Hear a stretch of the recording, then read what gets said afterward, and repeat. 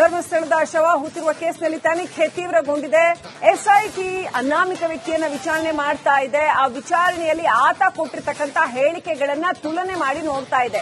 ಈಗಾಗಲೇ ಆತ ಕೋರ್ಟ್ ಮುಂದೆ ಕೊಟ್ಟಿರ್ತಕ್ಕಂಥ ಹೇಳಿಕೆ ಮತ್ತು ಈಗ ಎಸ್ಐಟಿಯ ಮುಂದೆ ಕೊಡ್ತಾ ಇರ್ತಕ್ಕಂಥ ಹೇಳಿಕೆ ಹಾಗೂ ಪೊಲೀಸರ ಮುಂದೆ ಆತ ಕೊಡ್ತಾ ಇರ್ತಕ್ಕಂಥ ಹೇಳಿಕೆ ಜೊತೆಗೆ ಪೊಲೀಸರ ಬಳಿ ಈಗಾಗಲೇ ಇರುವಂತಹ ಮಾಹಿತಿ ಇದೆಲ್ಲವನ್ನ ಕೂಡ ತುಲನೆ ಮಾಡಿ ನೋಡಲಾಗ್ತಾ ಇದೆ. ಇನ್ನಷ್ಟು ವಿಚಾರಣೆಗೆ ಆ ಅನಾಮಿಕ ವ್ಯಕ್ತಿಯನ್ನ ಒಳಪಡಿಸಿದೆ ಎಸ್ಐಟಿ ಟೀಮ್. ಬಹುಶಃ ಇವತ್ತು ಸಾಯಂಕಾಲದವರೆಗೂ ಕೂಡ ವಿಚಾರಣೆ ನಡೀಬಹುದು ಅನ್ನುವಂತ ಮಾಹಿತಿ ಬರ್ತಾ ಇದೆ. ಒಟ್ಟಿನಲ್ಲಿ ಈ ಧರ್ಮಸ್ಥಳದ ಶವ ಹುಟ್ಟುತ್ತಿರುವ ಕೇಸ್ನಲ್ಲಿ ತೀವ್ರವಾಗಿ ತನಿಖೆಯನ್ನ ನಡೆಸಲಾಗ್ತಾ ಇದೆ. ನಿಜ ಇದು ಬಹಳ ಚಾಲೆಂಜಿಂಗ್ ಆಗಿರ್ತಕ್ಕಂಥ ಒಂದು ಕೇಸ್. ಅಷ್ಟು ಸುಲಭ ಇಲ್ಲ. ಯಾವುದೇ ಕಾರಣಕ್ಕೂ ಇದನ್ನು ಲಘುವಾಗಿ ಪರಿಗಣಿಸೋದಕ್ಕೂ ಆಗೋದಿಲ್ಲ. ಹಾಗಂತ ಇದನ್ನ ತಕ್ಷಣ ಒಂದೇ ಸಾರಿಗೆ ಸಾಲ್ವ್ ಮಾಡೋಕ್ಕೂ ಬರೋದಿಲ್ಲ. ಬಹಳ ಟೈಮ್ ತಗೊಂಡು ಬಹಳ ವಿವೇಚನೆಯನ್ನ ಬಳಸಿ ಮಾಡಬೇಕಾದಂತಹ ಒಂದು ಕೇಸ್ ಇದು. ಈಗಾಗಲೇ ಹಿರಿಯ ಪೊಲೀಸ್ ಅಧಿಕಾರಿಗಳು ನಮಗೆ ಮಾಹಿತಿಯನ್ನ ಕೊಡ್ತಾ ಇದ್ರು ಯಾವ ರೀತಿ ಮಾಡ್ತಾರೆ ಇದರಲ್ಲಿ ಅಂತ. ಹೇಗೆ ಪೊಲೀಸರು ಬಹಳ ಸ್ಕಿಲ್ಫುಲ್ ಆಗಿ ಮಾಹಿತಿಯನ್ನ ಹೊರ ತೆಗಿತಾರೆ ಮತ್ತು ಯಾರು ಹೇಳ್ತಾ ಇರೋದು ಸತ್ಯ ಸುಳ್ಳು ಏನಿದೆ ಅನ್ನೋದನ್ನ ಹೊರಗೆಳಿತಾರೆ ಅಂತ ಆತ್ಮವಿಶ್ವಾಸದಿಂದ ಹೇಳ್ತಾ ಇದ್ರು.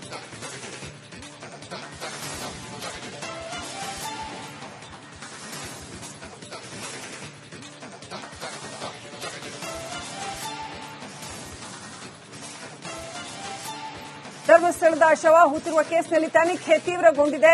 ಎಸ್ಐಟಿ ಅನಾಮಿಕ ವ್ಯಕ್ತಿಯನ್ನ ವಿಚಾರಣೆ ಮಾಡ್ತಾ ಇದೆ. ಆ ವಿಚಾರಣೆಯಲ್ಲಿ ಆತ ಕೊಟ್ಟಿರ್ತಕ್ಕಂಥ ಹೇಳಿಕೆಗಳನ್ನ ತುಲನೆ ಮಾಡಿ ನೋಡ್ತಾ ಇದೆ. ಈಗಾಗಲೇ ಆತ ಕೋರ್ಟ್ ಮುಂದೆ ಕೊಟ್ಟಿರ್ತಕ್ಕಂಥ ಹೇಳಿಕೆ ಮತ್ತು ಈಗ ಎಸ್ಐಟಿಯ ಮುಂದೆ ಕೊಡ್ತಾ ಇರ್ತಕ್ಕಂಥ ಹೇಳಿಕೆ ಹಾಗೂ ಪೊಲೀಸರ ಮುಂದೆ ಆತ ಕೊಡ್ತಾ ಇರ್ತಕ್ಕಂಥ ಹೇಳಿಕೆ ಜೊತೆಗೆ ಪೊಲೀಸರ ಬಳಿ ಈಗಾಗಲೇ ಇರುವಂತಹ ಮಾಹಿತಿ ಇದೆಲ್ಲವನ್ನ ಕೂಡ ತುಲನೆ ಮಾಡಿ ನೋಡಲಾಗ್ತಾ ಇದೆ. ಇನ್ನಷ್ಟು ವಿಚಾರಣೆಗೆ ಆ ಅನಾಮಿಕ ವ್ಯಕ್ತಿಯನ್ನ ಒಳಪಡಿಸಿದೆ ಎಸ್ಐಟಿ ಟೀಮ್. ಬಹುಶಃ ಇವತ್ತು ಸಾಯಂಕಾಲದವರೆಗೂ ಕೂಡ ವಿಚಾರಣೆ ನಡೀಬಹುದು ಅನ್ನುವಂತ ಮಾಹಿತಿ ಬರ್ತಾ ಇದೆ. ಒಟ್ಟಿನಲ್ಲಿ ಈ ಧರ್ಮಸ್ಥಳದ ಶವ ಹುಟ್ಟುತ್ತಿರುವ ಕೇಸ್ನಲ್ಲಿ ತೀವ್ರವಾಗಿ ತನಿಖೆಯನ್ನ ನಡೆಸಲಾಗ್ತಾ ಇದೆ. ನಿಜ ಇದು ಬಹಳ ಚಾಲೆಂಜಿಂಗ್ ಆಗಿರ್ತಕ್ಕಂಥ ಒಂದು ಕೇಸ್. ಅಷ್ಟು ಸುಲಭ ಇಲ್ಲ. ಯಾವುದೇ ಕಾರಣಕ್ಕೂ ಇದನ್ನು ಲಘುವಾಗಿ ಪರಿಗಣಿಸೋದಕ್ಕೂ ಆಗೋದಿಲ್ಲ. ಹಾಗಂತ ಇದನ್ನ ತಕ್ಷಣ ಒಂದೇ ಸಾರಿಗೆ ಸಾಲ್ವ್ ಮಾಡೋಕ್ಕೂ ಬರೋದಿಲ್ಲ. ಬಹಳ ಟೈಮ್ ತಗೊಂಡು ಬಹಳ ವಿವೇಚನೆಯನ್ನ ಬಳಸಿ ಮಾಡಬೇಕಾದಂತಹ ಒಂದು ಕೇಸ್ ಇದು. ಈಗಾಗಲೇ ಹಿರಿಯ ಪೊಲೀಸ್ ಅಧಿಕಾರಿಗಳು ನಮಗೆ ಮಾಹಿತಿಯನ್ನ ಕೊಡ್ತಾ ಇದ್ರು ಯಾವ ರೀತಿ ಮಾಡ್ತಾರೆ ಇದರಲ್ಲಿ ಅಂತ. ಹೇಗೆ ಪೊಲೀಸರು ಬಹಳ ಸ್ಕಿಲ್ಫುಲ್ ಆಗಿ ಮಾಹಿತಿಯನ್ನ ಹೊರ ತೆಗಿತಾರೆ ಮತ್ತು ಯಾರು ಹೇಳ್ತಾ ಇರೋದು ಸತ್ಯ ಸುಳ್ಳು ಏನಿದೆ ಅನ್ನೋದನ್ನ ಹೊರಗೆಳಿತಾರೆ ಅಂತ ಆತ್ಮವಿಶ್ವಾಸದಿಂದ ಹೇಳ್ತಾ ಇದ್ರು.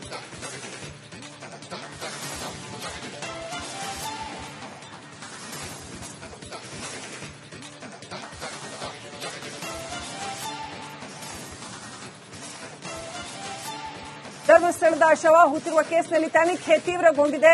ಎಸ್ಐಟಿ ಅನಾಮಿಕ ವ್ಯಕ್ತಿಯನ್ನ ವಿಚಾರಣೆ ಮಾಡ್ತಾ ಇದೆ. ಆ ವಿಚಾರಣೆಯಲ್ಲಿ ಆತ ಕೊಟ್ಟಿರ್ತಕ್ಕಂಥ ಹೇಳಿಕೆಗಳನ್ನ ತುಲನೆ ಮಾಡಿ ನೋಡ್ತಾ ಇದೆ. ಈಗಾಗಲೇ ಆತ ಕೋರ್ಟ್ ಮುಂದೆ ಕೊಟ್ಟಿರ್ತಕ್ಕಂಥ ಹೇಳಿಕೆ ಮತ್ತು ಈಗ ಎಸ್ಐಟಿಯ ಮುಂದೆ ಕೊಡ್ತಾ ಇರ್ತಕ್ಕಂಥ ಹೇಳಿಕೆ ಹಾಗೂ ಪೊಲೀಸರ ಮುಂದೆ ಆತ ಕೊಡ್ತಾ ಇರ್ತಕ್ಕಂಥ ಹೇಳಿಕೆ ಜೊತೆಗೆ ಪೊಲೀಸರ ಬಳಿ ಈಗಾಗಲೇ ಇರುವಂತಹ ಮಾಹಿತಿ ಇದೆಲ್ಲವನ್ನ ಕೂಡ ತುಲನೆ ಮಾಡಿ ನೋಡಲಾಗ್ತಾ ಇದೆ. ಇನ್ನಷ್ಟು ವಿಚಾರಣೆಗೆ ಆ ಅನಾಮಿಕ ವ್ಯಕ್ತಿಯನ್ನ ಒಳಪಡಿಸಿದೆ ಎಸ್ಐಟಿ ಟೀಮ್. ಬಹುಶಃ ಇವತ್ತು ಸಾಯಂಕಾಲದವರೆಗೂ ಕೂಡ ವಿಚಾರಣೆ ನಡೀಬಹುದು ಅನ್ನುವಂತ ಮಾಹಿತಿ ಬರ್ತಾ ಇದೆ. ಒಟ್ಟಿನಲ್ಲಿ ಈ ಧರ್ಮಸ್ಥಳದ ಶವ ಹುಟ್ಟುತ್ತಿರುವ ಕೇಸ್ನಲ್ಲಿ ತೀವ್ರವಾಗಿ ತನಿಖೆಯನ್ನ ನಡೆಸಲಾಗ್ತಾ ಇದೆ. ನಿಜ ಇದು ಬಹಳ ಚಾಲೆಂಜಿಂಗ್ ಆಗಿರ್ತಕ್ಕಂಥ ಒಂದು ಕೇಸ್. ಅಷ್ಟು ಸುಲಭ ಇಲ್ಲ. ಯಾವುದೇ ಕಾರಣಕ್ಕೂ ಇದನ್ನು ಲಘುವಾಗಿ ಪರಿಗಣಿಸೋದಕ್ಕೂ ಆಗೋದಿಲ್ಲ. ಹಾಗಂತ ಇದನ್ನ ತಕ್ಷಣ ಒಂದೇ ಸಾರಿಗೆ ಸಾಲ್ವ್ ಮಾಡೋಕ್ಕೂ ಬರೋದಿಲ್ಲ. ಬಹಳ ಟೈಮ್ ತಗೊಂಡು ಬಹಳ ವಿವೇಚನೆಯನ್ನ ಬಳಸಿ ಮಾಡಬೇಕಾದಂತಹ ಒಂದು ಕೇಸ್ ಇದು. ಈಗಾಗಲೇ ಹಿರಿಯ ಪೊಲೀಸ್ ಅಧಿಕಾರಿಗಳು ನಮಗೆ ಮಾಹಿತಿಯನ್ನ ಕೊಡ್ತಾ ಇದ್ರು ಯಾವ ರೀತಿ ಮಾಡ್ತಾರೆ ಇದರಲ್ಲಿ ಅಂತ. ಹೇಗೆ ಪೊಲೀಸರು ಬಹಳ ಸ್ಕಿಲ್ಫುಲ್ ಆಗಿ ಮಾಹಿತಿಯನ್ನ ಹೊರ ತೆಗಿತಾರೆ ಮತ್ತು ಯಾರು ಹೇಳ್ತಾ ಇರೋದು ಸತ್ಯ ಸುಳ್ಳು ಏನಿದೆ ಅನ್ನೋದನ್ನ ಹೊರಗೆಳಿತಾರೆ ಅಂತ ಆತ್ಮವಿಶ್ವಾಸದಿಂದ ಹೇಳ್ತಾ ಇದ್ರು.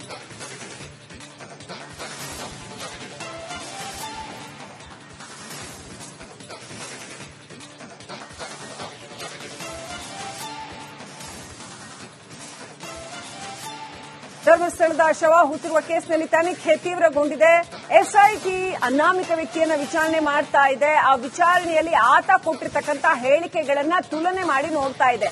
ಈಗಾಗಲೇ ಆತ ಕೋರ್ಟ್ ಮುಂದೆ ಕೊಟ್ಟಿರ್ತಕ್ಕಂಥ ಹೇಳಿಕೆ ಮತ್ತು ಈಗ ಎಸ್ಐಟಿಯ ಮುಂದೆ ಕೊಡ್ತಾ ಇರ್ತಕ್ಕಂಥ ಹೇಳಿಕೆ ಹಾಗೂ ಪೊಲೀಸರ ಮುಂದೆ ಆತ ಕೊಡ್ತಾ ಇರ್ತಕ್ಕಂಥ ಹೇಳಿಕೆ ಜೊತೆಗೆ ಪೊಲೀಸರ ಬಳಿ ಈಗಾಗಲೇ ಇರುವಂತಹ ಮಾಹಿತಿ ಇದೆಲ್ಲವನ್ನ ಕೂಡ ತುಲನೆ ಮಾಡಿ ನೋಡಲಾಗ್ತಾ ಇದೆ. ಇನ್ನಷ್ಟು ವಿಚಾರಣೆಗೆ ಆ ಅನಾಮಿಕ ವ್ಯಕ್ತಿಯನ್ನ ಒಳಪಡಿಸಿದೆ ಎಸ್ಐಟಿ ಟೀಮ್. ಬಹುಶಃ ಇವತ್ತು ಸಾಯಂಕಾಲದವರೆಗೂ ಕೂಡ ವಿಚಾರಣೆ ನಡೀಬಹುದು ಅನ್ನುವಂತ ಮಾಹಿತಿ ಬರ್ತಾ ಇದೆ. ಒಟ್ಟಿನಲ್ಲಿ ಈ ಧರ್ಮಸ್ಥಳದ ಶವ ಹುಟ್ಟುತ್ತಿರುವ ಕೇಸ್ನಲ್ಲಿ ತೀವ್ರವಾಗಿ ತನಿಖೆಯನ್ನ ನಡೆಸಲಾಗ್ತಾ ಇದೆ.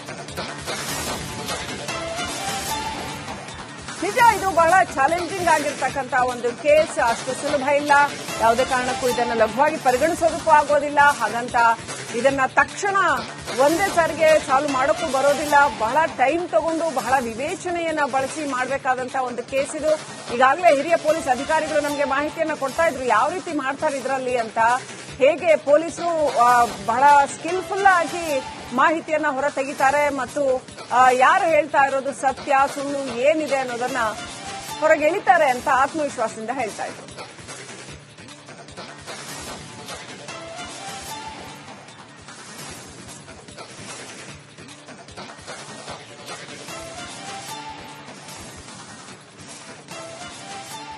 ಧರ್ಮಸ್ಥಳದ ಶವ ಹೂತಿರುವ ಕೇಸ್ನಲ್ಲಿ ತನಿಖೆ ತೀವ್ರಗೊಂಡಿದೆ. ಎಸ್ಐಟಿ ಅನಾಮಿಕ ವ್ಯಕ್ತಿಯನ್ನ ವಿಚಾರಣೆ ಮಾಡ್ತಾ ಇದೆ. ಆ ವಿಚಾರಣೆಯಲ್ಲಿ ಆತ ಕೊಟ್ಟಿರ್ತಕ್ಕಂಥ ಹೇಳಿಕೆಗಳನ್ನ ತುಲನೆ ಮಾಡಿ ನೋಡ್ತಾ ಇದೆ. ಈಗಾಗಲೇ ಆತ ಕೋರ್ಟ್ ಮುಂದೆ ಕೊಟ್ಟಿರ್ತಕ್ಕಂಥ ಹೇಳಿಕೆ ಮತ್ತು ಈಗ ಎಸ್ಐಟಿಯ ಮುಂದೆ ಕೊಡ್ತಾ ಇರ್ತಕ್ಕಂಥ ಹೇಳಿಕೆ ಹಾಗೂ ಪೊಲೀಸರ ಮುಂದೆ ಆತ ಕೊಡ್ತಾ ಇರ್ತಕ್ಕಂಥ ಹೇಳಿಕೆ ಜೊತೆಗೆ ಪೊಲೀಸರ ಬಳಿ ಈಗಾಗಲೇ ಇರುವಂತಹ ಮಾಹಿತಿ ಇದೆಲ್ಲವನ್ನ ಕೂಡ ತುಲನೆ ಮಾಡಿ ನೋಡಲಾಗ್ತಾ ಇದೆ. ಇನ್ನಷ್ಟು ವಿಚಾರಣೆಗೆ ಆ ಅನಾಮಿಕ ವ್ಯಕ್ತಿಯನ್ನ ಒಳಪಡಿಸಿದೆ ಎಸ್ಐಟಿ ಟೀಮ್. ಬಹುಶಃ ಇವತ್ತು ಸಾಯಂಕಾಲದವರೆಗೂ ಕೂಡ ವಿಚಾರಣೆ ನಡೀಬಹುದು ಅನ್ನುವಂತ ಮಾಹಿತಿ ಬರ್ತಾ ಇದೆ. ಒಟ್ಟಿನಲ್ಲಿ ಈ ಧರ್ಮಸ್ಥಳದ ಶವ ಹುಟ್ಟುತ್ತಿರುವ ಕೇಸ್ನಲ್ಲಿ ತೀವ್ರವಾಗಿ ತನಿಖೆಯನ್ನ ನಡೆಸಲಾಗ್ತಾ ಇದೆ. ನಿಜ ಇದು ಬಹಳ ಚಾಲೆಂಜಿಂಗ್ ಆಗಿರ್ತಕ್ಕಂಥ ಒಂದು ಕೇಸ್. ಅಷ್ಟು ಸುಲಭ ಇಲ್ಲ. ಯಾವುದೇ ಕಾರಣಕ್ಕೂ ಇದನ್ನು ಲಘುವಾಗಿ ಪರಿಗಣಿಸೋದಕ್ಕೂ ಆಗೋದಿಲ್ಲ. ಹಾಗಂತ ಇದನ್ನ ತಕ್ಷಣ ಒಂದೇ ಸಾರಿಗೆ ಸಾಲ್ವ್ ಮಾಡೋಕ್ಕೂ ಬರೋದಿಲ್ಲ. ಬಹಳ ಟೈಮ್ ತಗೊಂಡು ಬಹಳ ವಿವೇಚನೆಯನ್ನ ಬಳಸಿ ಮಾಡಬೇಕಾದಂತಹ ಒಂದು ಕೇಸ್ ಇದು. ಈಗಾಗಲೇ ಹಿರಿಯ ಪೊಲೀಸ್ ಅಧಿಕಾರಿಗಳು ನಮಗೆ ಮಾಹಿತಿಯನ್ನ ಕೊಡ್ತಾ ಇದ್ರು ಯಾವ ರೀತಿ ಮಾಡ್ತಾರೆ ಇದರಲ್ಲಿ ಅಂತ. ಹೇಗೆ ಪೊಲೀಸರು ಬಹಳ ಸ್ಕಿಲ್ಫುಲ್ ಆಗಿ ಮಾಹಿತಿಯನ್ನ ಹೊರ ತೆಗಿತಾರೆ ಮತ್ತು ಯಾರು ಹೇಳ್ತಾ ಇರೋದು ಸತ್ಯ ಸುಳ್ಳು ಏನಿದೆ ಅನ್ನೋದನ್ನ ಹೊರಗೆ ಎಳಿತಾರೆ ಅಂತ ಆತ್ಮವಿಶ್ವಾಸದಿಂದ ಹೇಳ್ತಾ ಇದ್ರು.